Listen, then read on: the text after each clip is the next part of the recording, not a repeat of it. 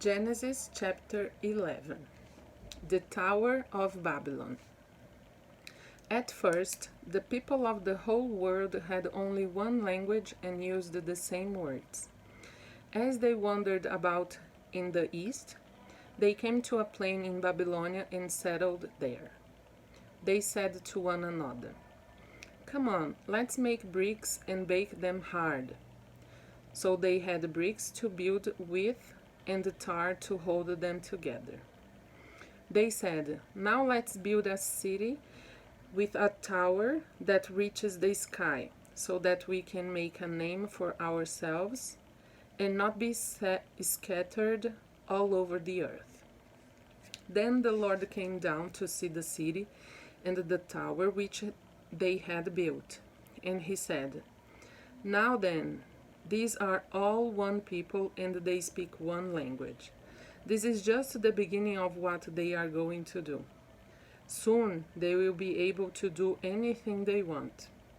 Let us go down and mix up their language so that they will not understand each other."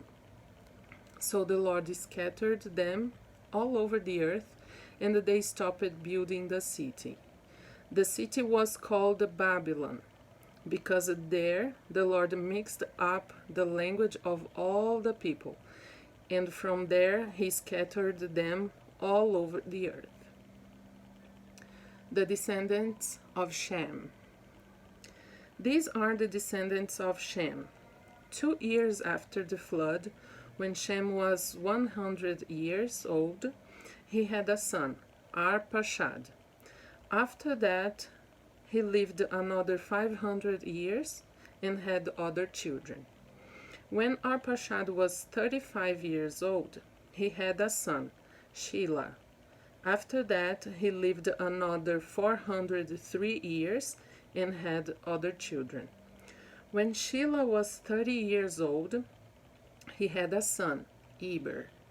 After that, he lived another 403 years and had other children. When Eber was 34 years old, he had a son, Peleg. After that, he lived another 430 years and had other children. When Peleg was 30 years old, he had a son, Reu. After that, he lived another 209 years and had other children. When Reu was 32 years old, he had a son, Serug. After that, he lived another 207 years and had other children. When Serug was 30 years old, he had a son, Nahor. After that, he lived another 200 years and had other children. When Nahor was 29 years old, he had a son, Terah. After that, he lived another 119 years and had other children. After Terah was 70 years old, he became the father of Abram, Nahor, and Haran. The descendants of Terah. These are the descendants of Terah, who was the father of Abram, Nahor, and Haran.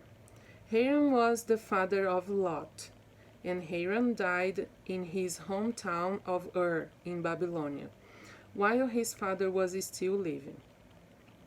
Abram married Sarai, and Nahor married Milcah, the daughter of Haran, who was also the father of Iscah. Sarai was not able to have children. Terah took his son Abram, his grandson Lot, who was the son of Haran, and his daughter-in-law Sarai, Abram's wife, and with them he left the city of Ur in Babylonia to go to the land of Canaan. They went as far as Haran and settled there. Terah died there at the age of 205 years.